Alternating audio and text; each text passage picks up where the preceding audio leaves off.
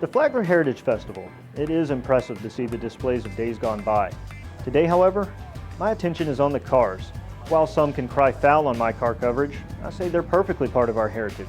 You just don't see them like this today. While classic cars are a passion of mine, hear me out. Take a closer look. See any plastic on this body? Nada. What about faulty electronics and cookie-cutter design? Nilch. These were made when cars were cars. It's a heritage of the American people. We're free to roam about our country and go anywhere we want to, and having an automobile and being able to afford gasoline and have a car is part of that heritage. The cars of today have no character to them. Agreed. Look at these lines. These cars were not designed by a committee trying to market to the masses. It was about individuality, not one size fits all.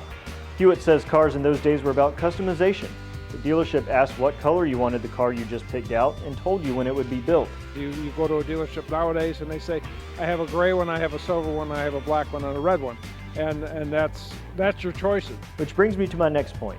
They were blessedly simple. Throaty V8s, simple dash layouts, and the ability to fix it yourself. Hewitt rebuilt his 1958 Oldsmobile. And I bought the car in 1991 and pretty much went through the whole car with myself. It was a rust bucket, and it had no floors in it. Motor was seized.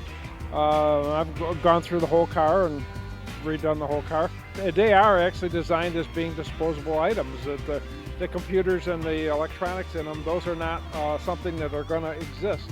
You buy a car, you drive it for 5 years, you get rid of it. And getting rid of the classic cars are a concern for Hewitt as well. He says many people just don't appreciate them like they used to. For him, and collectors around the country, owners take on an overseer role. They hope to pass the torch along to the next fuel-sold enthusiast. We aren't really owners of these cars. Right now we're keepers of these cars, and we're hoping that we can keep them long enough for someone else to have interest in them. And that's because they're part of our heritage. They embodied the American spirit of exploration and freedom. They were about being different. They were built to last and made with pride.